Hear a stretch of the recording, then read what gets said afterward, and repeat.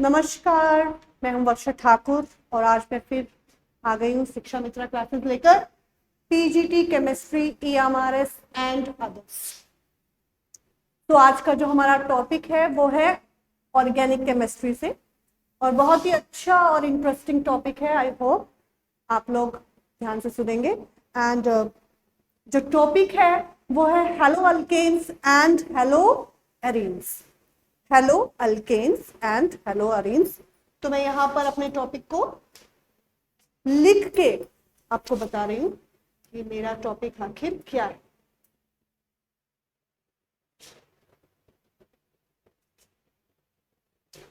तो my topic is haloalkanes and haloarenes. Haloalkanes and haloarenes. Haloalkanes and haloarenes. Arenes में एक ई भी यहां पर आएगा, अगर आप देखिए जल्दबाजी में फ्लो में यहां पर थोड़ा सा हेलो एरीन्स।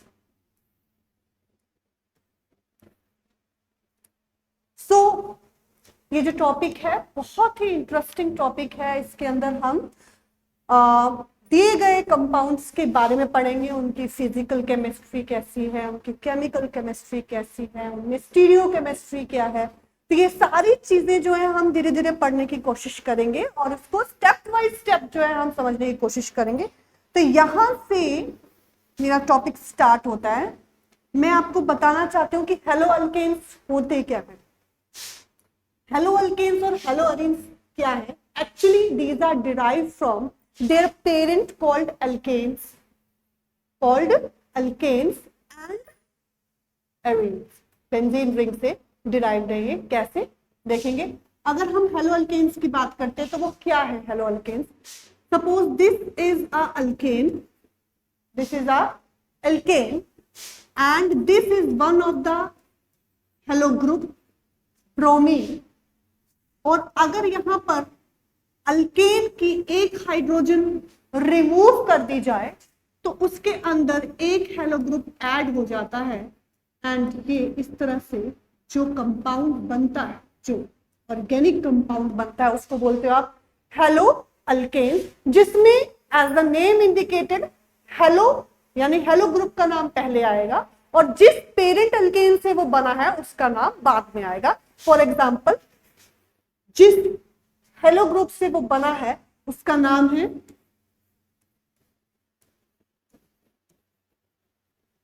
ब्रोमो और जिस अल्केन पेरेंट से वो डिराइव हुआ उसका नाम है ब्रोमो मीथेन। तो अगर आप देखें तो हेलो अल्केन्स में मैंने जो इसको नॉमेनक्लेचर दिया है उसमें आप नेम के हिसाब से अगर आप देखो तो उस पर लिखा हुआ है हेलो। जी हाँ, बिल्कुल। सबसे पहले हेलो ग्रुप का नाम आ रहा है, दैट इज ब्रोमो। उसके बाद अल्केन का नाम आ रहा है, दैट इज मीथेन। तो the first name is hello itself. Is it clear? तो यहां पर आप देख सकते हैं कि अल्केन से ही डिराइव हुआ है ये। फर्क सिर्फ इतना है कि इसका एक हाइड्रोजन जो है हेलो ग्रुप से रिप्लेस हो गया। अगर आप बेंजीन रिंग की बात करते हैं यहां पर, तो बेंजीन रिंग में भी अगर आप देखो हेलो अरीन्स में ब्रोमीन और यहां पर भी सेम ही पैटर्न हो रहा है। और यहां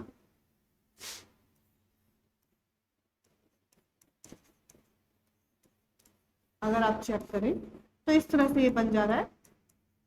अगेन सबसे पहले हेलो का नाम आएगा, that is bromo and then arene जो है वो that is benzene, that is bromobenzene. मैं एक बार फिर आपको बता दूं, ये कोई प्रिपरेशन नहीं है कि मैं प्रिपेयर करवा रही हूं आपको ब्रोमोमीथेन या फिर मैं आपको प्रिपेयर करा रही हूं आपको ब्रोमो बेंजीन। ये मैं आपको बता रही हूं कि हेलो अल्केन्स और हेलो अरीन्स क्या हैं, वो कहां से डिराइव हुए हैं।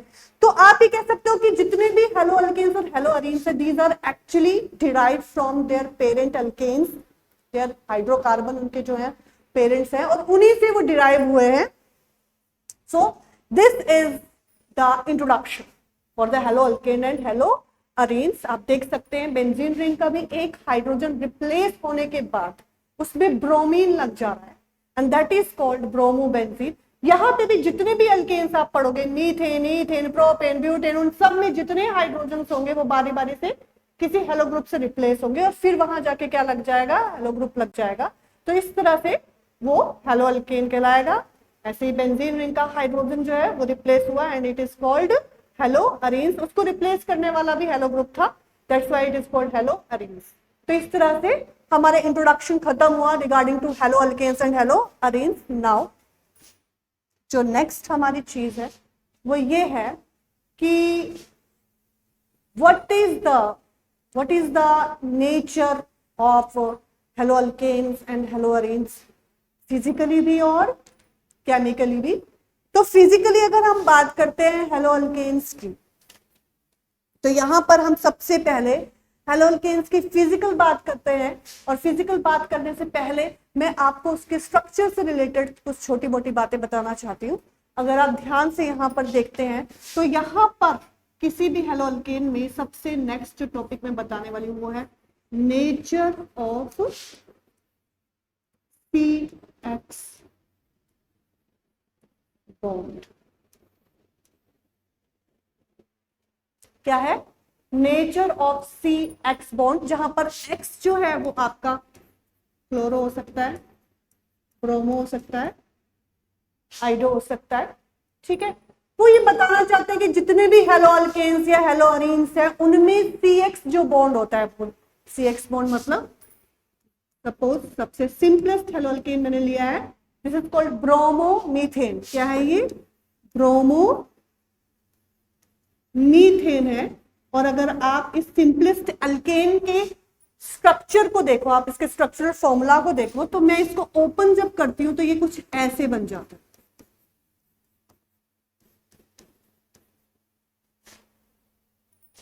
आप देख रहे हैं ओपन होते ही ये गायब हो गया।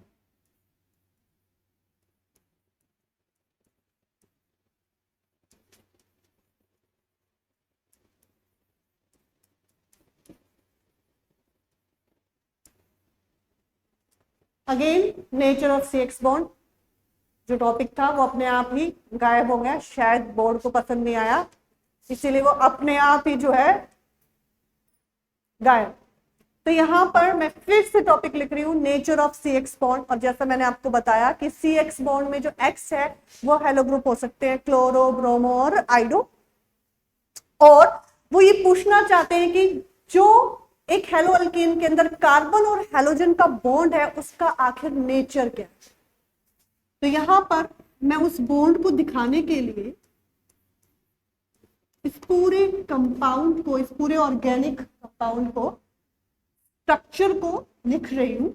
और आप देखेंगे, देखने से पता चलता है कि यहां जो आपका कार्बन है it is surrounded by 4 different atoms, जिसमें 3 जो है वो हाइड्रोजन के हैं, 3 सेम है, और एक जो है वो ब्रोमीन का है। तो all the 4 are not different but the C और BR बॉन्ड, हमारा फोकस क्या है C और BR बॉन्ड की तरफ, क्योंकि बाकी के जो बॉन्ड है वो CH बॉन्ड है जो सभी सेम है। एक बॉन्ड जो यहाँ पर डिफरेंट आपको नजर आ रहा है वो है CBR बॉन्ड, और उसी की यहाँ पर बात हो रही है, नेचर ऑफ CX बॉन्ड की बात हो रही है। यहाँ पर simple see nature of CX bond की बात हो रही है, जिसमें वो बोलना चाहते हैं कि एक कार्बन है और दूसरा हेलोजन, उसका नेचर बता दो। ठीक है, तो अब यहाँ पर अगर आप देखो we are talking about this bond, तो उस बॉन्ड से पहले मैं बता दूं आपको कार्बन जो है वो sp3 हाइब्रिडाइज्ड है। यहाँ पर क्या है? sp3 hybridised. sp3 हाइब्रिडाइज्ड का मतलब ये है कि जो कार्बन है it has tendency to form 4 bonds. वो इसलिए क्योंकि यहाँ पर कार्बन की हाइब्रिडाइजेशन जो है वो sp3 है, s और एक s ऑर्बिटल और 3 p ऑर्बिटल मिलके यहाँ बॉन्ड बना रहे हैं, और वो टोटल कितने बन रहे हैं? 4। तो यहाँ पर 4 sp3 हाइब्रिड ऑर्बिटल्स बनेंगे। तो कार्बन के पास 4 sp3 हाइब्रिड ऑर्बिटल्स हैं, वो चारों sp3 हाइब्रिड ऑर्बिटल्स जो हैं हाइड्रोजन और ब्रोमीन के ऑर्बिटल के साथ ओवरलैप करके 4 सिग्मा बॉन्ड बना रहे हैं। ठीक है, तो ये जो हाइब्रिडेशन वाली बात है ये हम बात करेंगे अपनी नेक्स्ट क्लासेस, जब हम केमिकल बॉन्डिंग में तरफ मूव करेंगे। अभी हम यहाँ बात कर रहे हैं simple see nature of C X bond की। तो वो पूछना चाहते हैं कि कार्बन और हाइड्रोजन का जो ये बॉन्ड है ये किस नेचर का है, इसका क्या असर है, क्या इसका मतलब नेचर कह लो, बिहेवियर कह लो, क्या है ये, व्हाट इज द नेचर। तो यहाँ पर सीबीआर बॉन्ड की अगर आप बात करो तो आप देखेंगे कि एक टर्म हमने पढ़ी थी इलेक्ट्रोनेगेटिविटी।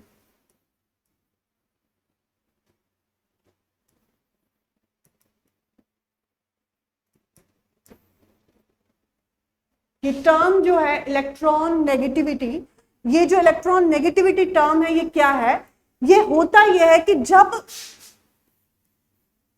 किन्हीं दो एटम्स के बीच में, जब किन्हीं दो एटम्स के बीच में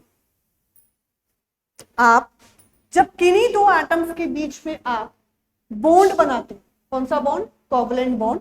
तो आप देखें यहाँ पर हाइड्रोजन का वैलेंस इलेक्ट्रॉन 1 होता है और क्लोरीन के पास वैलेंस भी कितने होते हैं, 7 इलेक्ट्रॉन्स होते हैं।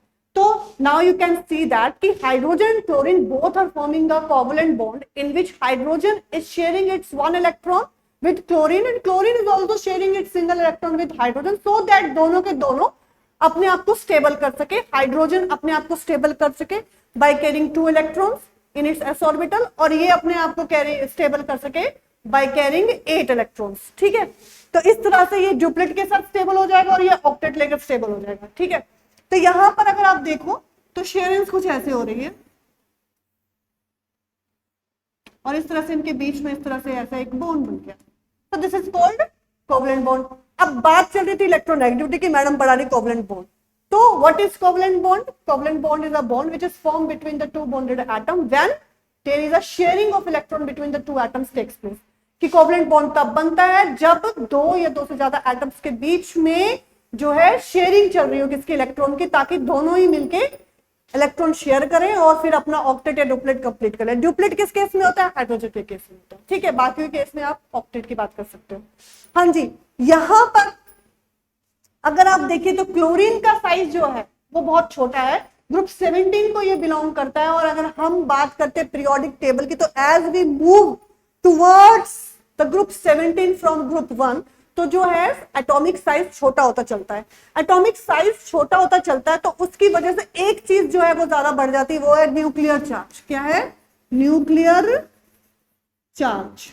अब न्यूक्लियर चार्ज ज्यादा बढ़ जाएगा तो वो इलेक्ट्रॉन्स को अपनी तरफ खींचने की टेंडेंसी जो है, अपनी तरफ अट्रैक्ट करने की जो टेंडेंसी है वो इंक्रीज कर लेगा। अब chlorine being smaller in size having higher nuclear charge, उसके मन में जो है थोड़ा सा बेईमानी आ जाती है, क्योंकि दोनों ने मिलकर इलेक्ट्रॉन शेयर तो किए थे, लेकिन ये बेईमान है। क्यों बेईमान है? एक तो इसका साइज छोटा है, दूसरा इसके पास न्यूक्लियर चार्ज ज्यादा है। तो ये क्या करेगा? It will attract the shared pair of electron towards itself.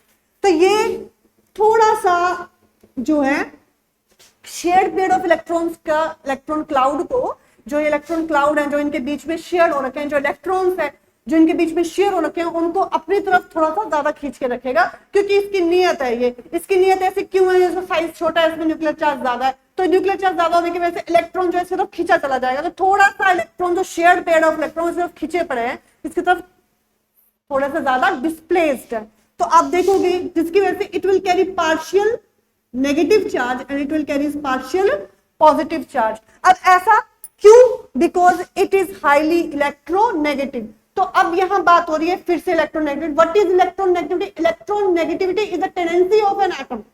Electronegativity क्या है? टेंडेंसी है। Tendency of an atom to attract the shared pair of electron towards itself. इसके लिए उसका साइज छोटा होना चाहिए, उसमें न्यूक्लियर चार्ज बड़ा होना चाहिए as compare to other atom जिसके साथ वो बॉन्ड बना रहा है। तो यहां पर अगर आप देखें तो हाइड्रोजन और क्लोरीन में क्लोरीन का न्यूक्लियर चार्ज ज्यादा, उसका साइज छोटा है, तो इतनी इस वजह से वो हाईली इलेक्ट्रोनेगेटिव है। और हाईली इलेक्ट्रोनेगेटिव होने की वजह से it will attract the shared pair of electron towards itself slightly, से उसने उसको अपनी तरफ जो इलेक्ट्रॉन को अपनी तरफ डिस्प्लेस कर रखा है, जिसकी वजह से उसके ऊपर पार्शियल नेगेटिव चार्ज आ गया और इसके ऊपर पार्शियल पॉजिटिव चार्ज आ गया। तो यानी कि HCl जो बॉन्ड है, HCl जो बॉन्ड है वो है पोलर है। अब आप देखो, क्योंकि इसमें पोलर का मतलब ये चार्ज सेपरेशन, क्योंकि हाइड्रोजन के ऊपर पॉजिटिव चार्ज है और इसके ऊपर नेगेटिव चार्ज है। अब आप इस यहां से हटकर जब आप सीबीआर बॉन्ड की तरफ आ जाते हो, यहां से थोड़ा सा जब आप हट जाते हो और आप थोड़ा सा CBr बॉन्ड की तरफ आ जाते हो तो आपको कहानी वैसी की वैसी देखने को मिलेगी जो HCl में आपको देखने को मिली थी। कैसे? अब आप यहां देखेंगे जरा थोड़ा सा, मैं यहां पर फिर से रब करके आपको दिखा रही हूं। अगर आप ब्रोमोमीथेन में देखेंगे यानी हेलो अल्केन के अंदर अगर आप CX बॉन्ड को देखेंगे तो आप पाएंगे कि कहानी कुछ कुछ वैसी है जैसे अभी HCl के केस में हुई थी। यहां भी आप देखो bromine is highly electron negative, यानी कि ब्रोमीन की इलेक्ट्रॉन नेगेटिविटी जो है वो कार्बन से ज्यादा है। ठीक है, रीजन वही है, इसका साइज छोटा है, इसमें न्यूक्लियर चार्ज ज्यादा है। तो ये क्या कर रहा है? ये ऐसा कर रहा है कि बेचारे कार्बन ने जो है कुछ इलेक्ट्रॉन जो है हाइड्रोजन के साथ शेयर कर रखे, कुछ ब्रोमीन के साथ शेयर कर रखे। ठीक है, तो bromine being smaller in size, being highly electronegative, being smaller in size and being highly electronegative, bromine जो है वो these इलेक्ट्रॉन्स को अपनी तरफ थोड़ा सा क्या करके रखेगा? डिस्प्लेस करके रखेगा। क्या करके रखेगा? डिस्प्लेस करके रखेगा, जिसकी वजह से it will acquire partial negative charge and it will acquire partial positive charge. तो आप ये कह सकते हो जो CX बॉन्ड है, जो nature of CX bond, nature of CX bond in haloalkane in, पता नहीं भाई आज लगता है बोर्ड जो है बिल्कुल भी मूड में नहीं है, बोर्ड बिल्कुल मूड में नहीं है आज। Nature of CX bond in hello alkane is polar. कैसा है? पोलर है। पोलर क्यों है? Charge separation. पोलर कौन से होते हैं? जिनमें ऐसे बॉन्ड जिनमें चार्ज सेपरेशन हो। आप देखो यहाँ चार्ज सेपरेशन है, पर्टिकुलरली C और Br का जो बॉन्ड है उनमें चार्ज सेपरेशन है। It is slightly positive, it is slightly negative. That's why the nature of CX bond in haloalkane is polar in nature. तो ये highly polarized है। आप ये कह सकते हो कि जो CBr bond है या जो CX bond है, it is highly polarized. It is highly polarized. उसका जो रीजन है वो ये है presence of halo group, presence of halo group। क्यों? क्योंकि all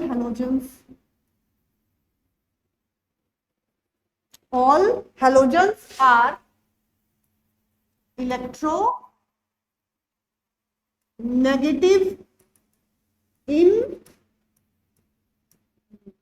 जितने भी हेलोजेंस हैं सबके सब क्या है? इलेक्ट्रोनेगेटिव होते हैं नेचर में। इलेक्ट्रोनेगेटिव का मतलब क्या होता है कि जब भी वो किसी दूसरे एटम के साथ अपने इलेक्ट्रॉन्स को शेयर करते हैं, बीइंग स्मॉलर इन साइज और हाई न्यूक्लियर चार्ज की वजह से उन शेयर्ड पेयर ऑफ इलेक्ट्रॉन को थोड़ा सा अपने तरफ खींच के रखते हैं, जिसकी वजह से उनके ऊपर पार्शियल नेगेटिव और दूसरे ऊपर पार्शियल पॉजिटिव चार्ज होता है। ठीक है, तो इस तरह से the CX bond is highly polarised हो गया। नाउ द नेक्स्ट जो हमारा टॉपिक है इसके अंदर, जो हम नेक्स्ट इसमें टॉपिक पढ़ने वाले हैं वो ये है कि what are the various chemical properties of. मैं यहां पर आपको एक चीज और बता दूं कि बहुत ही जो टॉपिक है जैसे नॉमेनक्लेचर जो है वो मैं बिल्कुल लास्ट में करवाने वाली हूँ, because I will cover the most important topics first of all and then I will cover nomenclature. Because nomenclature जब हम करते हैं तो नॉमेनक्लेचर के पीछे हमारे बहुत सारे रूल्स लगे होते हैं। वो रूल्स जो है वो फटाफट पढ़ेंगे, हम स्टेप बाय स्टेप करेंगे, लेकिन उससे पहले हम main body of the chapter को जो है वो कवर करेंगे। तो नेचर ऑफ CX बॉन्ड के बाद मैं चलूंगी अपने किसके अंदर? केमिकल प्रॉपर्टीज के अंदर।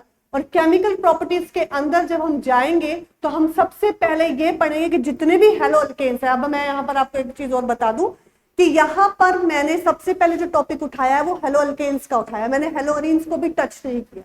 तो मैं यहाँ पे जो बात कर रही हूँ मैं हेलो अल्केन्स की कर रही हूँ, तो मैंने हेलो अरीन्स की बिल्कुल बात नहीं की। तो मैंने यहाँ जो CX बॉन्ड का नेचर भी बताया वो भी हेलो अल्केन्स का बताया। हेलो अरीन्स में जो CX बॉन्ड का नेचर है वो मैंने अभी एक्सप्लेन नहीं किया है क्योंकि वो इससे थोड़ा डिफरेंट होता है। ठीक है, तो पहले मैं स्टेप कवर कर रही हूँ हेलो अल्केन्स का, and then I will come to the haloarenes. तो यहाँ बिल्कुल भी कंफ्यूज होने वाली बात नहीं है, बिकॉज चैप्टर हेलो अल्केन और हेलो अरेन्स का है, इसीलिए पहले हेलो अल्केन्स को कवर किया गया है। हेलो अल्केन्स क्या होते हैं वो मैंने आपको बताया, फिर उसके अंदर अब मैं बता रही हूँ कि उनका जो CX बॉन्ड का नेचर है वो क्या है, और अब मैं ये बताना चाहती हूँ कि हेलो अल्केन्स जो है वो केमिकली कैसे बिहेव करते हैं, उनकी केमिकल प्रॉपर्टीज क्या है, and then I will come to the physical properties, because इस चैप्टर का जो सबसे इंपॉर्टेंट, जो सबसे मेन जो बॉडी है वो है केमिकल प्रॉपर्टीज। तो सबसे पहले so let's start with the chemical properties of haloalkanes. तो let's start the chemical properties.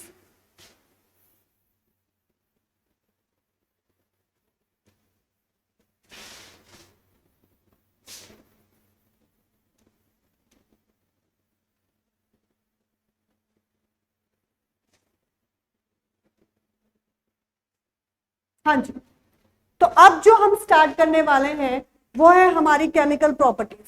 तो आपको बता दूं, ऑल दी हेलो अल्केन्स जो होते हैं they have undergone so many chemical reactions. So the reactions of haloalkanes can be divided into the following categories. तो मैं लिखने वाली हूं, जो मेरा टॉपिक है केमिकल प्रॉपर्टीज ऑफ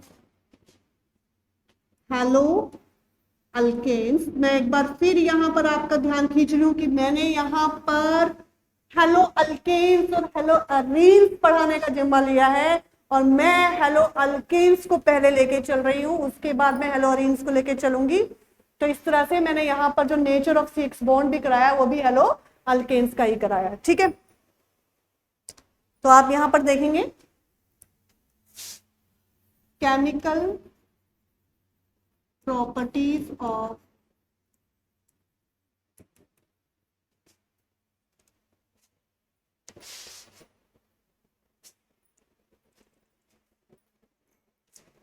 जब से डिजिटल क्लासेस स्टार्ट हुई हैं, ऑनलाइन क्लासेस स्टार्ट हुई हैं, हम जैसे टीचर्स जिनका थोड़ा सा टेक्निकल हैंड थोड़ा कम है, उनको इन बोर्ड्स में एडजस्ट होने में टाइम लग जाता है। तो थोड़ी बहुत जो बोर्ड को लेके प्रॉब्लम्स आ रही है, तो प्लीज आप उसको नजरअंदाज करेंगे और टॉपिक की तरफ थोड़ा सा फोकस करेंगे। तो chemical properties of haloalkanes. तो मैं ये कहना चाहूंगी कि जितने भी हेलो अल्केन्स होते हैं उनकी केमिकल प्रॉपर्टीज या उनके द्वारा शो किए गए केमिकल रिएक्शंस को फॉलोइंग कैटेगरीज में जो है डिवाइड करते हैं। So the chemical reactions, the chemical reactions shown by haloalkanes are the chemical reactions shown by haloalkanes are categorized into, are divided into, लिख सकते हो, into following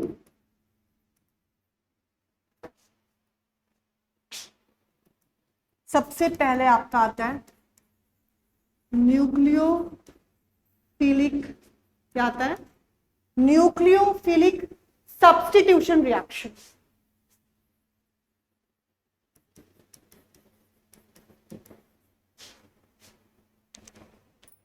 nucleophilic substitution reaction. जो दूसरा आपका आता है, जो आपका दूसरा रिएक्शन है, दैट इज एलिमिनेशन रिएक्शन।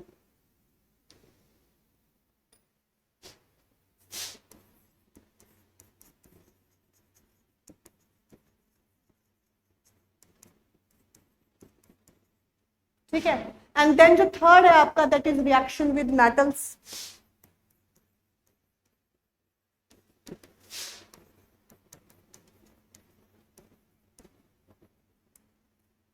ठीक है, तो हम बारी बारी से हेलो अल्केन्स द्वारा शो किए गए सारे रिएक्शंस को पढ़ेंगे।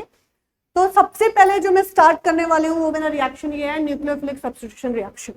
ठीक है, तो लेट्स स्टार्ट।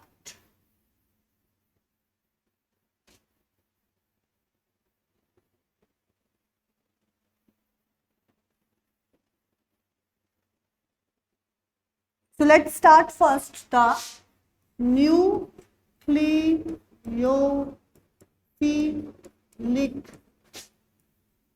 Substitution reaction.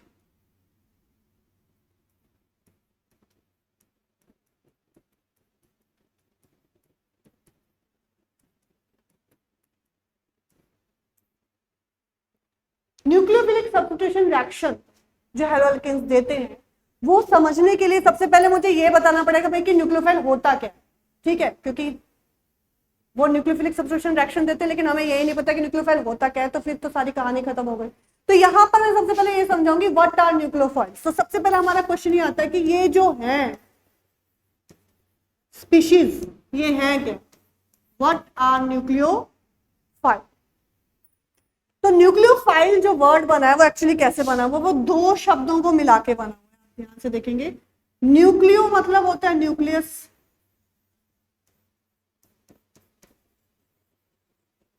और न्यूक्लियस में कौन सा चार्ज होता है, पॉजिटिव चार्ज, क्योंकि न्यूक्लियस जो है प्रोटॉन और न्यूट्रॉन से बना हुआ है, ठीक है। न्यूट्रॉन के ऊपर कोई चार्ज नहीं होता, प्रोटॉन के ऊपर पॉजिटिव चार्ज होता है, इसलिए न्यूक्लियस के ऊपर पॉजिटिव चार्ज है, ठीक है। दूसरा जो वर्ड है वो अंग्रेजी का ही है, फाइल, इसका मतलब होता है लविंग, ठीक है। यानी कि ऐसे स्पीशीज जो किसको लव करते हैं, न्यूक्लियस को। अच्छा, न्यूक्लियस को लव नहीं करते, इस पॉजिटिव चार्ज को लव करते हैं, ठीक है। और ये पॉजिटिव चार्ज यानी प्रोटॉन्स वहीं ज्यादा होगा जहां इलेक्ट्रॉन की कमी रहेगी, क्लियर है।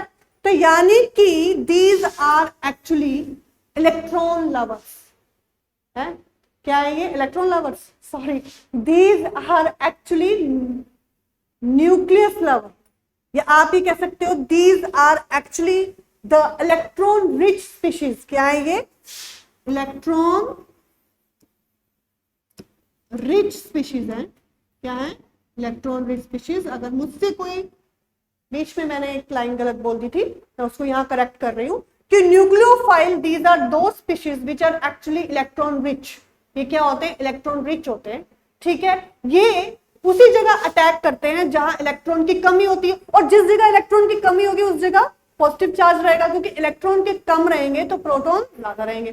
तो इसलिए nucleophiles are electron rich species, और ये वही उसी जगह अटैक करते हैं, इनकी अटैकिंग साइट वही है जहां पर इलेक्ट्रॉन की डेफिशिएंसी होती है, जहां पर इलेक्ट्रॉन कम रहते हैं, और जहां इलेक्ट्रॉन कम रहेंगे वहां पर ये पॉजिटिव चार्ज रहेगा। इसीलिए ये वही अटैक करते हैं जहां पर ऐसा चार्ज आपको देखने को मिलेगा, ठीक है। तो यहां पर मैं अब आपको दिखाऊंगी कि न्यूक्लियोफाइल आप किन किन लोगों को बोल सकते हो, किन किन लोगों ने, सॉरी, किन किन स्पीशीज को बोल सकते हो, सॉरी।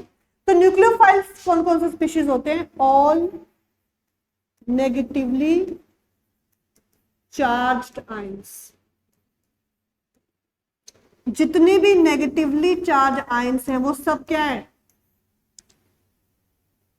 न्यूक्लियोफाइल। क्या है, न्यूक्लियोफाइल है।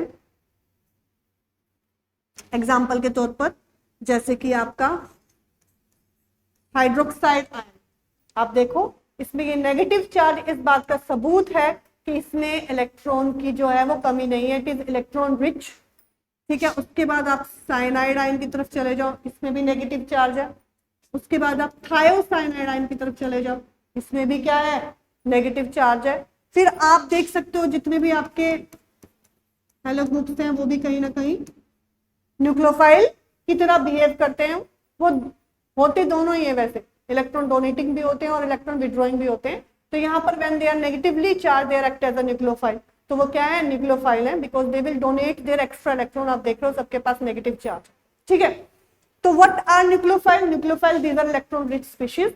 ये क्या होते हैं, इलेक्ट्रॉन रिच स्पीशीज होते हैं nucleophile. These are those substances, these are those chemical species which are electron rich and they have to attack that site। वो उस जगह पे जाके अटैक करते हैं जहां पर इलेक्ट्रॉन की कमी रहती है, ठीक है। दूसरे जितने भी आपके न्यूट्रल मॉलिक्यूल्स भी बोल सकते हो आप,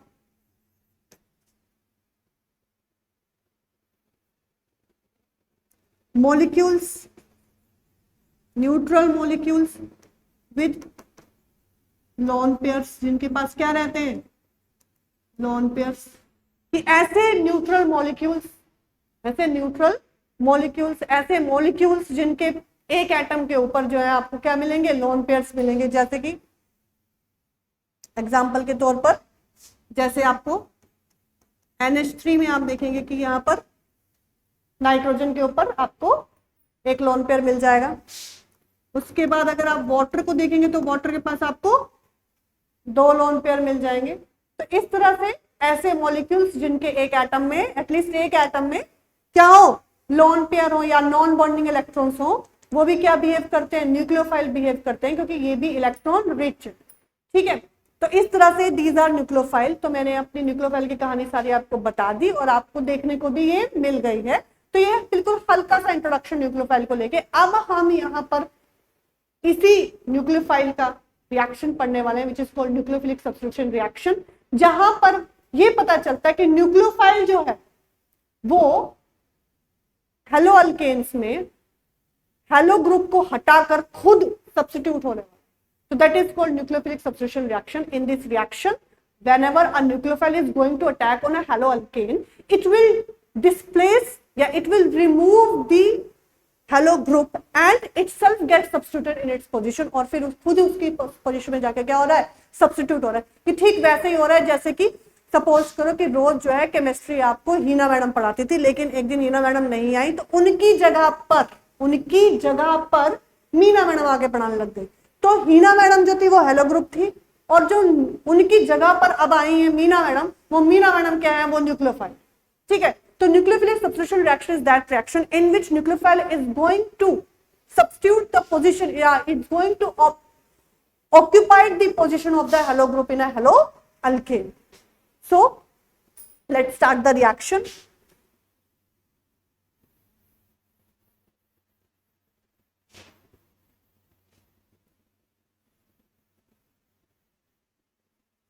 तो यहां पर हमारा रिएक्शन स्टार्ट होने वाला है कि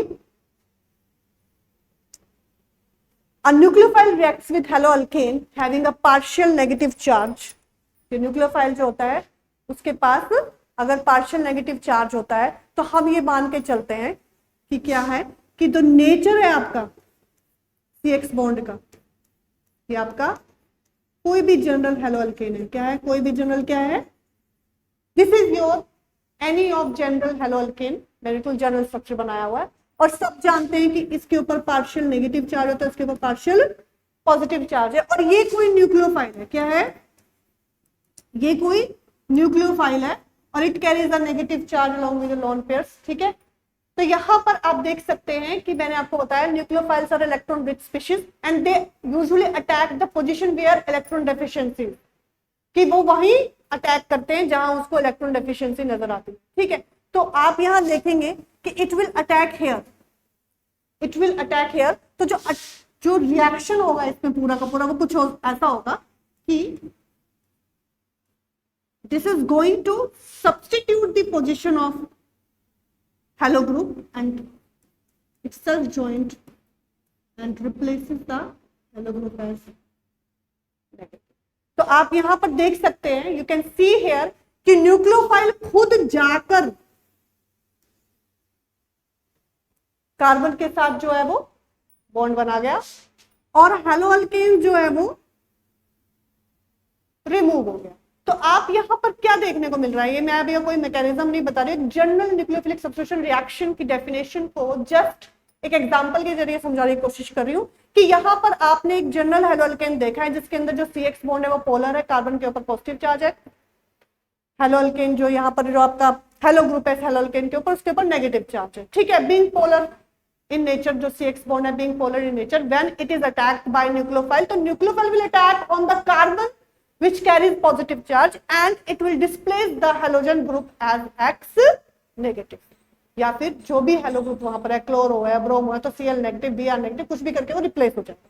तो यहाँ पर आप देख रहे हो कि हेलो ग्रुप की जगह पर न्यूक्लियोफाइल आके लग गया है। हेलो ग्रुप की जगह पे न्यूक्लियोफाइल आके लगने को, हेलो ग्रुप की जगह पे जो न्यूक्लियोफाइल है उसको आके लगने की जगह को आप कहेंगे, सॉरी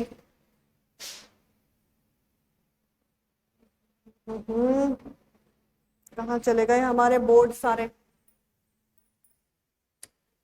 तो जो यहां पर आपको ये देखने को जो मिल रहा है वो ये है कि न्यूक्लियोफिलिक सब्स्टिट्यूशन रिएक्शन में न्यूक्लियोफाइल ने हेलोजन को सब्स्टिट्यूट कर दिया, मतलब ये कि हेलोजन को रिप्लेस कर दिया, उसकी जगह वो खुद एज अ सब्स्टिट्यूशन एज क्या, एज अ, उसकी जगह वो खुद as a part of that bond जो है आके लग गए।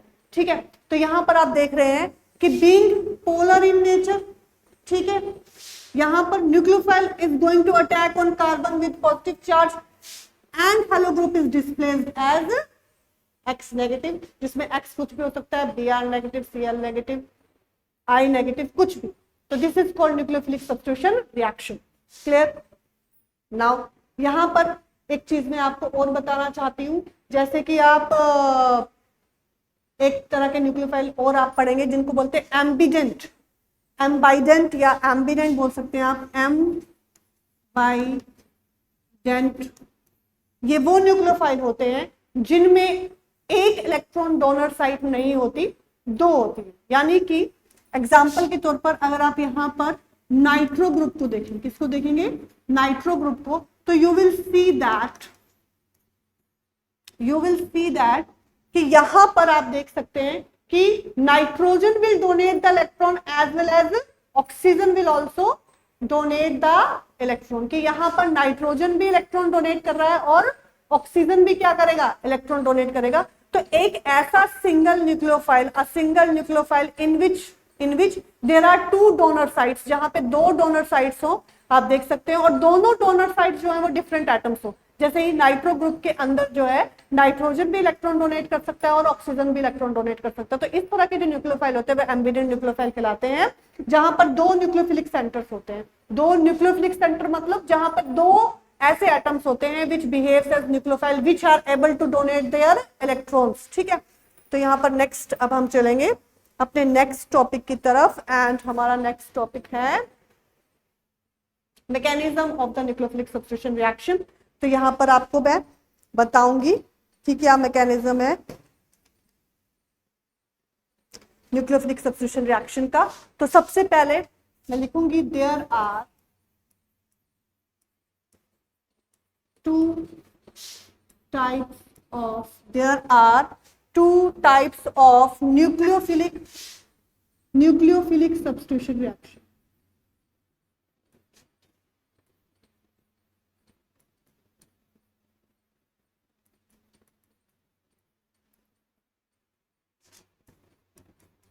यहां पर दो तरह के न्यूक्लियोफिलिक सब्स्टिट्यूशन रिएक्शन रहते हैं।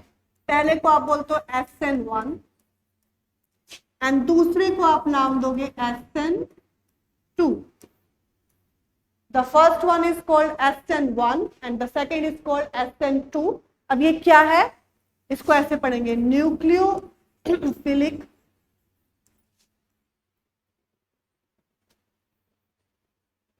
न्यूक्लियोफिलिक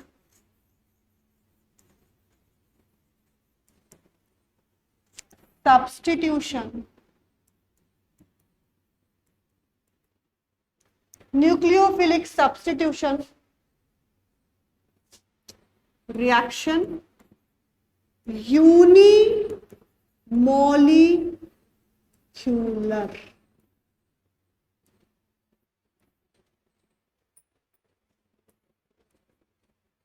SN1 का क्या मतलब होता है, इसका मतलब होता है न्यूक्लियोफिलिक सब्स्टिट्यूशन रिएक्शन यूनिमोलिकुलर। अब यहाँ पर वर्ड आ गया यूनिमोलिकुलर, क्या वर्ड आ गया, यूनिमोलिकुलर। अब यूनिमोलिकुलर का क्या मतलब होता है, यहाँ पर ये जो टॉपिक है ये है आपका चैप्टर केमिकल काइनेटिक्स से।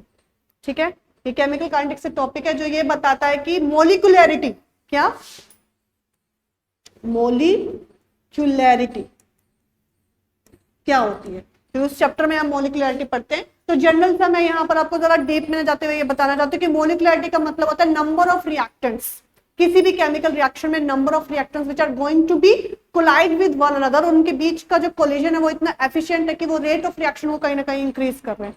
फॉर एग्जांपल यहाँ पर अगर आप देखो तो A plus B gives you C। तो आप यहाँ देख रहे हो यहाँ पर टोटल मिलाकर आपके पास दो रिएक्टेंट्स है। कितने रिएक्टेंट्स हैं, दो रिएक्टेंट्स हैं। These two reactants will efficiently collide with one another.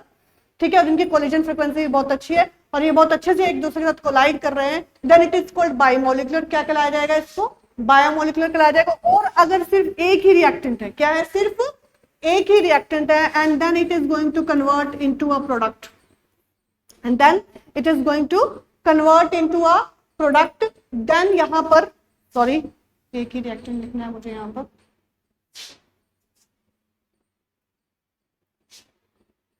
अगर यहाँ पर आपका एक ही रिएक्टेंट है, क्या है, एक ही रिएक्टेंट है, it is going to convert into a product, और ये एक ही रिएक्टेंट किस में कन्वर्ट हो रहा है, प्रोडक्ट में कन्वर्ट हो रहा है, then this is called unimolecular. क्या कहा जाएगा इसको, यूनिमोलिकुलर कहा जाएगा। तो मोलिकुलरिटी कहीं ना कहीं, molecularity tells about the number of reactant molecules, molecularity tells about the number of reactant molecules which must be collide with one another so efficiently so that it gives you a product and the rate of reaction को भी ये क्या करे, increase करे।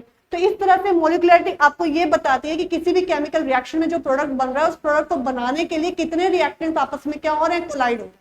ठीक है, तो यहाँ पर न्यूक्लियोफिलिक सब्स्टिट्यूशन रिएक्शन जो है वो यूनिमोलिकुलर इसलिए कहलाएगा क्योंकि वो ये मान के चल रहा है कि यहाँ पर इस रिएक्शन का जो मैकेनिज्म है, उस रिएक्शन के मैकेनिज्म में जो आपका स्लोवेस्ट स्टेप है, कौन सा स्टेप है, स्लोवेस्ट स्टेप, क्योंकि मोलिकुलरिटी कौन डिफाइन कर रहा है, मोलिकुलरिटी डिफाइन कर रहा है slowest step.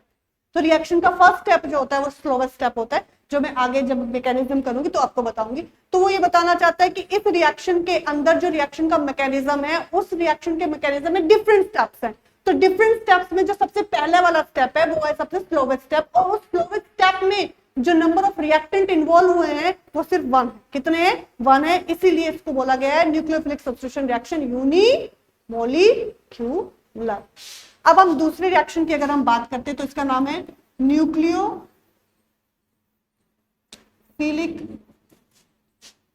Substitution reaction by molecule. हाँ जी, अब यहां पर अगर हम बात करें nucleophilic substitution reaction by molecule, तो अगेन मैं ये बात करना चाहूंगी कि इस रिएक्शन के अंदर जो नंबर ऑफ रिएक्टेंट मॉलिक्यूल्स हैं वो कितने होंगे, 2 होंगे, इसलिए इस रिएक्शन की जो मोलिकुलरिटी है वो कितनी है, बाई मॉलिक्यूलर है। अब मैं आपको जब रिएक्शन का मैकेनिज्म स्टेप बाय स्टेप बताऊंगी तो मैं आपको बताऊंगी कि कैसे ये यूनिमोलिकुलर और कैसे ये बाई मॉलिक्यूलर है। जैसे कि मैंने आपको यहाँ बता ही दिया कि मोलिकुलरिटी होती है number of reactant taking part in a chemical reaction so they could efficiently collide with one another to give a product. ठीक है, तो यहाँ पर मोलिकुलरिटी 1 तब होगी जब सिर्फ एक रिएक्टेंट इन्वॉल्व होगा ड्यूरिंग अ केमिकल रिएक्शन, और 2 जब होगी जब 2 रिएक्टेंट इन्वॉल्व होंगे ड्यूरिंग अ केमिकल रिएक्शन। ठीक है, मोलिकुलरिटी जो है अपने स्लोवेस्ट स्टेप से निकलती है। तो यहाँ पर मैकेनिज्म हम पढ़ना पड़ेगा, what is mechanism, different steps involve, different steps involve for a chemical reaction to be takes place. कि मैकेनिज्म क्या होता है, मैकेनिज्म किसी भी केमिकल रिएक्शन का जो मैकेनिज्म होता है वो इंक्लूड करता है डिफरेंट नंबर ऑफ स्टेप्स, कि वो पर्टिकुलर केमिकल रिएक्शन जिसमें रिएक्टेंट जो है प्रोडक्ट में कन्वर्ट हो गया तो कैसे कन्वर्ट हुआ है, कितने उसमें स्टेप्स लगे हैं, वो सारे स्टेप्स को 1 बाय 1 जो चीज डिफाइन करते हैं वो कहीं ना कहीं क्या है, उस रिएक्शन का मैकेनिज्म है। तो हम सबसे पहले जो मैकेनिज्म पढ़ने वाले हैं वो है SN1। क्या है, SN1।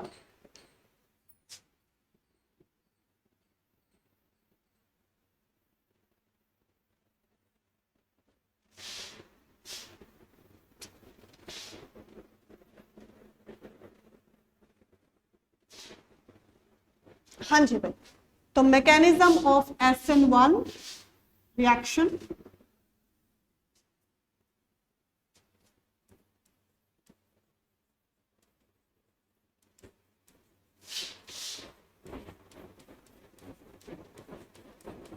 कि हम अब पढ़ रहे हैं कि हमारे haloalkanes nucleophilic substitution reaction देते हैं। न्यूक्लियोफिलिक सब्स्टिट्यूशन रिएक्शन जो है वो 2 तरह का है, SN1 और SN2। SN1 क्या है वो मैं बता चुकी हूँ, और अब मैं उसका मैकेनिज्म शो करूंगी और साथ ही साथ आपको ये भी बताऊंगी कि उसको यूनिमोलिकुलर क्यों कहा जाता है। ठीक है, जैसे कि मैंने आपको बताया unimolecular means it tells you about the molecularity. Molecularity मतलब number of reactants taking part in a chemical reaction. ठीक है, तो यहाँ पर SN1 रिएक्शन जो है इसकी पहली चीज ये है कि ये एक यूनिमोलिकुलर रिएक्शन है, और दूसरी चीज ये है,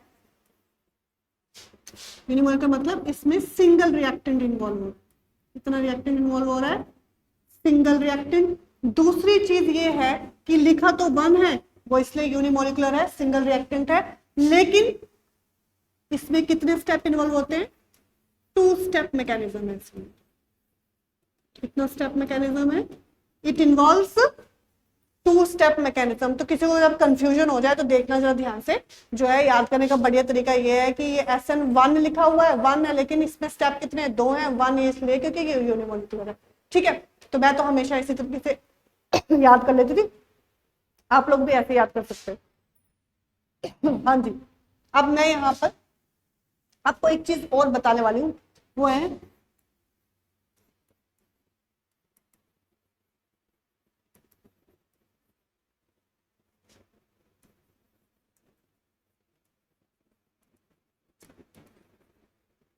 यहाँ मैं आपको बताने वाली हूँ सबसे पहले इस रिएक्शन को, मैकेनिज्म को बताने से पहले एक चीज, that is 3 dimensional representation of a organic compound. किसी भी ऑर्गेनिक कंपाउंड की 3D डायमेंशन, मतलब कि 3 डायमेंशन में उसको कैसे रिप्रेजेंट किया जाता है, मैं पहले आपको वो सिखाऊंगी, क्योंकि मेरा मैकेनिज्म कहीं ना कहीं इसी के इर्द गिर्द डोल रहा है, ठीक है। तो सपोज करो मैंने सबसे सिंपल हेलो अल्केन लिया है, दैट इज CH3Cl। तो मैं यहाँ पर इसको ऐसे डिफाइन करूंगी कि मैंने आपको बताया कि यहाँ पे जो आपका कार्बन है दैट इज sp3 हाइब्रिडाइज्ड, क्या है वो sp3 हाइब्रिडाइज्ड है, जिसकी वजह से इसकी जो शेप हो, ठीक है। आगे मैं बता चुकी हूँ, हाइब्रिडाइजेशन जब हम कोवलेंट बॉन्डिंग स्टार्ट करेंगे, केमिकल बॉन्डिंग स्टार्ट करेंगे, तब बताएंगे क्या है। तो शेप जो है वो टेट्राहेड्रल, क्या है, टेट्राहेड्रल। टेट्रा मतलब 4 और हेड्रल मतलब कोने, इसके 4 कोने हैं, तो टेट्राहेड्रल है ये शेप, जो है इसकी टेट्राहेड्रल है। और टेट्राहेड्रल शेप जो होती है वो कुछ ऐसी होती है, ठीक है। तो ये टेट्राहेड्रल शेप का रहेगा, और इसी शेप के आधार पर इसका जो हम स्ट्रक्चर बनाने वाले हैं, और मैं बनाने भी जो स्ट्रक्चर बनाने वाली हूँ वो भी 3D है, और मैं बताऊंगी कि उसमें कौन से बॉन्ड का क्या मतलब है, ठीक है। तो यहाँ पर जरा सा ध्यान देने वाली बात है कि मैं इसको जो है सीधा ना थोड़ा उल्टा बना रही हूँ, ऐसे मतलब इसको ऐसे सीधा ना बनाकर मैं इसको थोड़ा सा इस डायरेक्शन में बना रही हूँ कि जो मेरा CX बॉन्ड है वो ऊपर ना आकर ऐसे हॉरिजॉन्टल वे में आएगा, ठीक है। तो यहां मैंने बना दिया Cl, और मैं यहाँ कार्बन नहीं बना रही, बीच में इसको डॉट लगा रही हूँ। उसके बाद मैंने यहां पर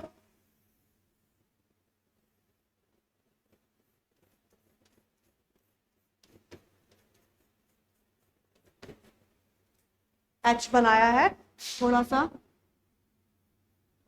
ऐसे ना होकर ये थोड़ा सा जो है ऐसे बनाऊंगी,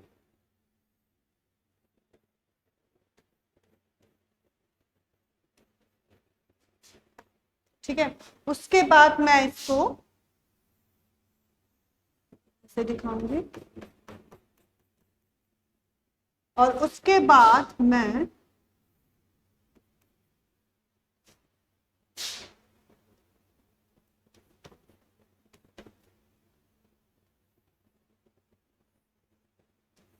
मैंने सर्कल इसलिए कर दिया है ताकि आप लोग जो यहाँ से इसको थोड़ा सा डिफ्रेंशिएट कर सको। ये जो है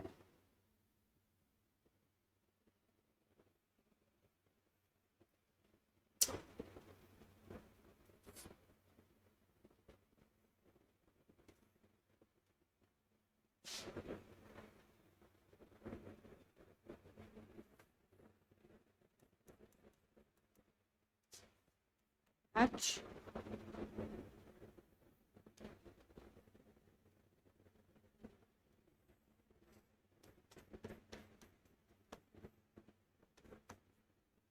यहाँ पर H थोड़ा सा, और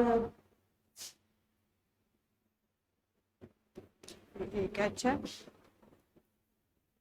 तो इस तरह से ये CH3Cl का जो है 3D स्ट्रक्चर, क्या है, 3D स्ट्रक्चर है। और मैंने आपको बताया कि मैंने इस बार इसको ऐसे नहीं बनाया है,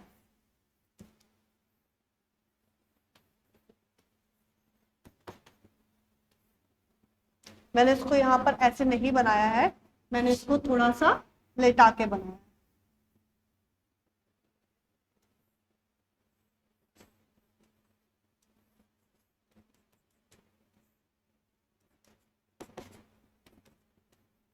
तो ये जो मेरा स्ट्रक्चर है ये बिल्कुल सीधा है, जिसमें आप देखोगे कि जो Cl बॉन्ड है वो टर्मिनल है, सीधा है, लेकिन इस टाइम मैंने इसको यहाँ पर हॉरिजॉन्टल ऐसे लेटा दिया है। तो प्लीज आप स्ट्रक्चर को देख के कंफ्यूज ना हो, तो यहाँ पर आप CCl बॉन्ड की जो है डायरेक्शन देख सकते हैं। तो this carbon is actually sp3 hybridized, क्या है ये sp3 हाइब्रिडाइज्ड है। अब ये 3D रिप्रेजेंटेशन, अब आप इस 3D रिप्रेजेंटेशन को देखेंगे कि यहाँ पे जो ये वाले बॉन्ड है, जो आपके जो है मेरी सिंपल इस पेन से बने हुए, these bonds are the bonds which are in the plane of the paper, bonds are on the plane of the paper.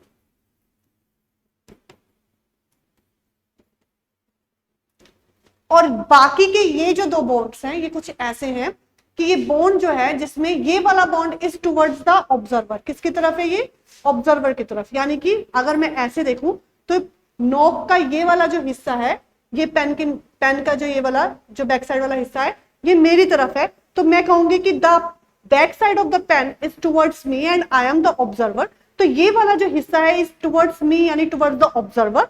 तो यहां पर भी अगर आप चेक करेंगे तो सीसीएल बॉन्ड के बाद ये जो सीएच वाला बॉन्ड है जो मैंने थोड़ा सा डार्क पेंट किया हुआ है, ये है, ये CH bond is towards the observer. किसकी तरफ है ये, टुवर्ड्स द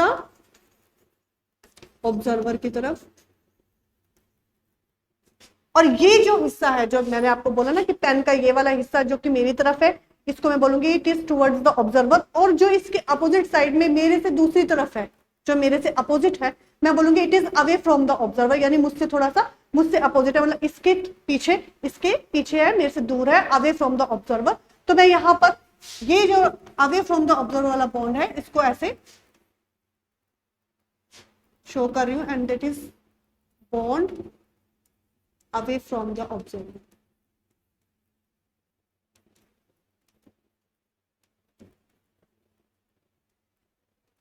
ठीक है, तो आप इस तरह से देख सकते हैं कि मैंने ये 3D रिप्रेजेंटेशन इसलिए बनाई है कि जब हम SN1 या SN2 रिएक्शन करेंगे तो कहीं ना कहीं इन सारे बॉन्ड्स की जो कॉन्फ़िगरेशन होगी, जो अरेंजमेंट होगी, कहीं ना कहीं डिस्टर्ब होगी। तो कौन से बॉन्ड की कौन सी अरेंजमेंट हुई है, कौन सी कॉन्फ़िगरेशन हुई है, तो ये पता लग जाए आपको अच्छी तरीके से कौन सा बॉन्ड किस तरफ शिफ्ट हुआ है, कौन से बॉन्ड की क्या पोजिशन है, वो समझने के लिए हमें ये 3D डायग्राम जो है वो बनाना पड़ रहा है। और कहीं ना कहीं SN1 और SN2 रिएक्शन जो है इन्हीं बॉन्ड्स की कॉन्फ़िगरेशन के आगे पीछे घूम रहा है। तो आपको पता होना चाहिए कि यहाँ पर मैंने जो सॉलिड लाइंस बनाई हैं, जो वेज लाइंस बनाई हैं, जो सॉलिड लाइंस बनाई है, वो एक्चुअली में शो क्या कर रही है। तो यहाँ पर मैं ये कहना चाहती हूँ कि कार्बन जो है यहाँ पर CH3Cl का, वो sp3 हाइब्रिडाइज्ड है जिसकी शेप टेट्राहेड्रल है। टेट्राहेड्रल शेप कुछ इस तरीके की होती है। यहाँ पर CCl बॉन्ड जो है बिल्कुल सीधा बनाया है, लेकिन मैंने यहाँ थोड़ा सा लिटा के बनाया हुआ, आप देख सकते हो हॉरिजॉन्टल पोजीशन है इसकी यहाँ पर। और यहाँ पे जो कार्बन है उसके साथ जो CH बॉन्ड है ये वाला और जो Cl बॉन्ड है ये वाला, इनको मैंने सिंपल लाइन से ड्रॉ किया है जो ये बताते हैं कि these bonds are drawn on the plane of the paper. और बाकी के ये जो सॉलिड लाइन है जैसे ये वाली और ये जो वेज लाइन है ये वाली, इनसे जो मैंने ड्रॉ किया हुआ है ये जो बॉन्ड है आपका, ये बताता है कि this bond is towards the observer, जो उसको ऑब्जर्व कर रहा है, उस बॉन्ड को जो ऑब्जर्व कर रहा है, यानी टुवर्ड्स द ऑब्जर्वर, ऑब्जर्वर की तरफ है। और साथ में जो ये वाली वेज लाइन से आपको दिख रही है, ये वाला बॉन्ड जो है वो अवे फ्रॉम द ऑब्जर्वर, यानी ऑब्जर्वर की दूसरी तरफ। मतलब कि अगर आप ये कहें कि ये जो पेन है, इस पेन का जो बैक साइड है ये मेरी तरफ है, तो मैं ऑब्जर्वर हूं, तो वो ये वाला बॉन्ड हुआ। और इसके अपोजिट जो which is away from the observer है, that is this bond which is shown by this wedge lines. तो इस तरह से ये 3D अरेंजमेंट मैंने दिखाया। आगे आप SN1 और SN2 में देखेंगे कि इन्हीं सारी जो कार्बन के चारों तरफ के ये जो बॉन्ड्स है, इनकी कॉन्फ़िगरेशन, इनकी अरेंजमेंट किस तरह से चेंज होती है ड्यूरिंग SN1 और SN2, वही चीज पढ़ने के लिए हमने ये 3D डायग्राम जो है यहाँ पर बनाया हुआ है।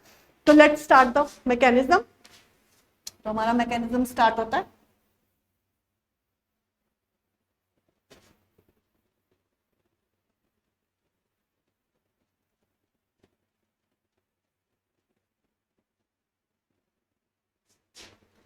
तो हाँ जी, ये 2 स्टेप मैकेनिज्म जैसे मैंने पहले बताया। तो यहाँ पे पहला स्टेप जो आपका आता है that is in SN1, the पहला स्टेप जो है that is involvement of the formation of carbocation. First step is formation of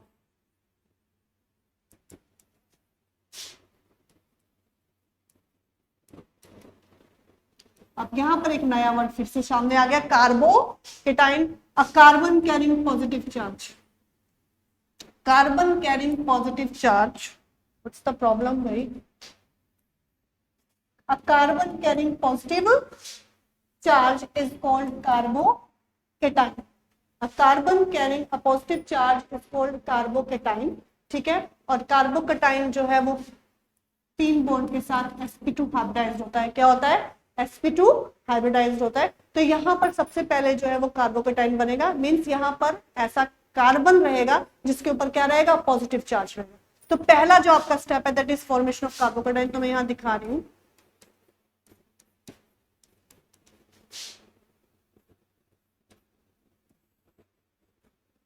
तो आप यहां पर देख सकते हैं कि यहां पर बीइंग हाईली इलेक्ट्रोनेगेटिव, क्लोरीन जो है it will take its electron from the carbon, carbon से इसने इलेक्ट्रॉन अपनी तरफ क्या कर लिए, खींच लिए, एंड दिस सीसीएल बॉन्ड जो है is going to break here, और सीसीएल बॉन्ड जो है यहाँ पे टूट रहा है। तो यहाँ पर कुछ इस तरीके की सिचुएशन बनेगी, एंड दिस इज स्टेप 1। ये आपका मैकेनिज्म का पहला स्टेप है, दिस इज द स्टेप 1। तो आप यहाँ पर देख रहे हैं CCL bond, cleavage of CCL bond हो रहा है। यहाँ पर क्या हो रहा है, यहाँ पे हो रही है क्लीवेज ऑफ सीसीएल बॉन्ड। क्यों क्लीवेज हो रही है, because chlorine being highly electronegative it will attract this electron towards itself and it will displace as Cl negative and the result is formed that is called methyl carbocation. क्या है ये, methyl carbocation है, यानी एक तरह का carbocation यहाँ पर जनरेट हो गया है। कैसे जनरेट हुआ कार्बोकेटाइन वो आप देख रहे हैं, और कार्बोकेटाइन होता क्या है, जैसे मैंने आपको बताया carbon carrying positive charge, and you can see that कि इसकी जो हाइब्रिडाइजेशन थी वो भी चेंज हो गई। जहां ये पहले sp3 हाइब्रिडाइज था वहां पर अभी sp2 हाइब्रिडाइज हो गया। तो एक कार्बोकेटाइन जो होता है इसमें कार्बन होता है जो क्या कैरी करता है, पॉजिटिव चार्ज कैरी करता है, और जिसकी हाइब्रिडाइजेशन जो होती है वो sp2 होती है, यानी वो 4 बॉन्ड ना बनाकर 3 बॉन्ड बनाता है। तो आप देख सकते हैं यहाँ पर 3 बॉन्ड बने हुए, एक बॉन्ड उसके पास है नहीं, जिसके कारण उसके पास इलेक्ट्रॉन की कमी है, that's why it carries a positive charge. तो आप देख सकते थे यहाँ पर कि क्लोरीन वो सारे के सारे शेयर्ड इलेक्ट्रॉन अपनी तरफ लेके चला गया है जो इन दोनों के बीच में शेयर हुए थे, जिसकी वजह से कार्बन ने पॉजिटिव चार्ज को कैरी कर लिया। ठीक है, जो नेक्स्ट स्टेप, अब ये जो आपका पहला स्टेप है दिस इज स्लोवेस्ट स्टेप। क्या है ये आपका स्लोवेस्ट स्टेप है, और जो रेट होता है हमेशा रेट ऑफ अ रिएक्शन, आपको बता दूं rate of a reaction is depend upon the concentration of the reactant. किसके ऊपर डिपेंड करता है, कंसंट्रेशन ऑफ रिएक्टेंट के ऊपर डिपेंड करता है। तो रेट क्या होता है, स्पीड ऑफ द रिएक्शन। क्या होता है, स्पीड ऑफ द रिएक्शन। तो कहीं ना कहीं केमिकल काइनेटिक्स हमें ये बताता है कि किसी भी रिएक्शन की जो स्पीड होती है वो उसकी रिएक्टेंट की कंसंट्रेशन के ऊपर डिपेंड कर जाती है। ठीक है, तो जितनी कंसंट्रेशन ऑफ द रिएक्टेंट ज्यादा होगा उतना ही रेट ऑफ रिएक्शन भी क्या होगा, ज्यादा होगा, क्योंकि जितना ज्यादा रिएक्टेंट होंगे वो उतने ज्यादा डिकम्पोज होकर या उतने ज्यादा रिएक्ट करके क्या बनाएंगे, प्रोडक्ट बनाएंगे, रिएक्शन की जो है स्पीड बढ़ती चली जाएगी।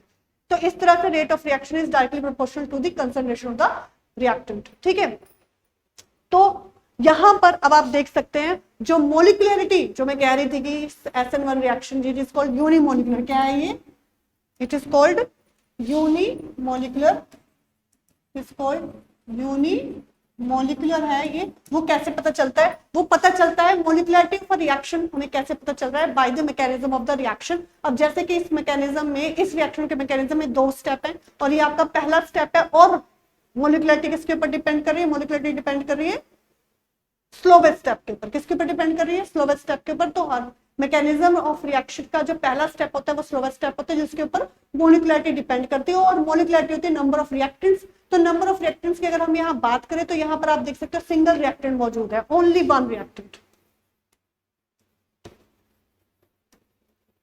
तो इस स्लोवेस्ट रेट डिटरमाइनिंग स्टेप में, किसमें, रेट डिटरमाइनिंग स्टेप, तो यहां पर आप देख सकते हो यहाँ पे रेट डिटरमाइनिंग स्टेप है, और आप यहाँ देख सकते हो कि यहाँ कितने रिएक्टेंट है, यहाँ पे totally 1 reactant, there is only 1 reactant, और एक रिएक्टेंट होने की वजह से इसका ऑर्डर भी 1 है। क्या है, इसका ऑर्डर भी 1 है, क्योंकि ऑर्डर डिपेंड करता है इस पावर के ऊपर। इसका ऑर्डर भी 1 है और इसकी मोलिक्युलरिटी भी 1 है, इसलिए ये यूनिमोलिकुलर कहलाता है।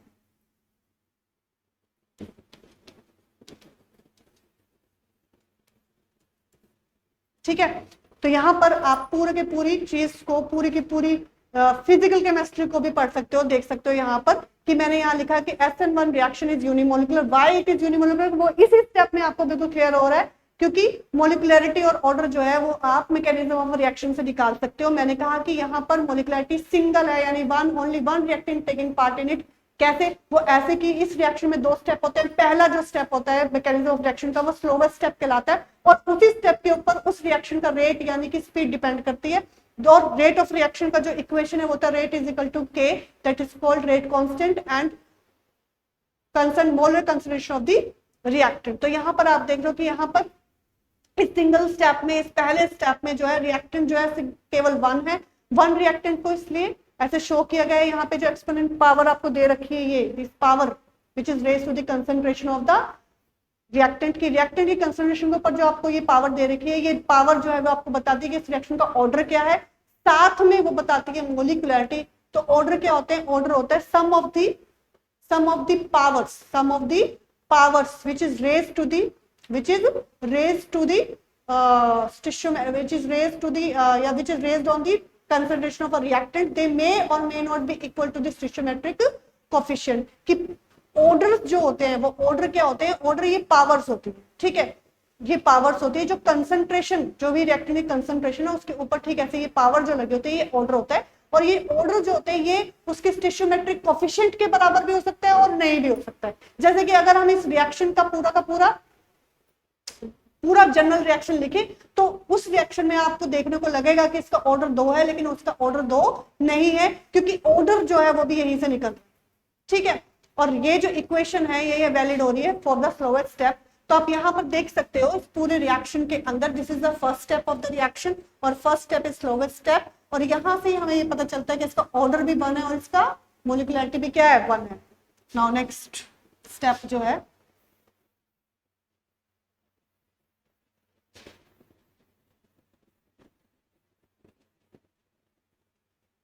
इसका नेक्स्ट स्टेप जो है that is attack of the nucleophile. जो सेकंड स्टेप होता है वो फर्स्ट स्टेप होता है।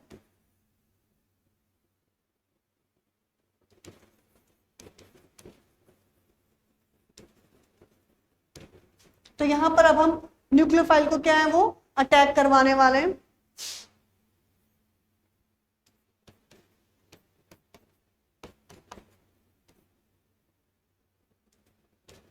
और मेरा न्यूक्लियोफाइल यहाँ OH नेगेटिव है, ठीक है। तो अब आप यहां पे देखेंगे कि जो न्यूक्लियोफाइल है आपका, the nucleophile in this your attacking nucleophile can be, अब मैं यहां पर इसको ऐसे ना लिखकर ऐसे लिखूंगी तो ज्यादा बढ़िया रहेगा।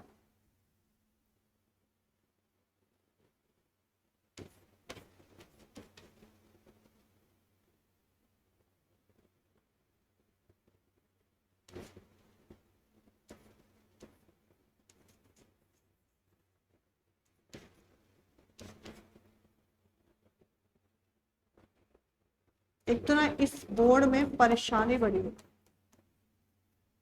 अब आप देख सकते हैं कि ये जो न्यूक्लियोफाइल है, ठीक है, ये कहीं से भी अटैक कर सकता है, either in from the front or from the back. It can attack either in front or from the back. ये आपका कहीं से भी अटैक कर सकता है, फ्रंट से भी और बैक से भी। तो यहां पर जो प्रोडक्ट बनेगा वो कुछ ऐसा बनेगा।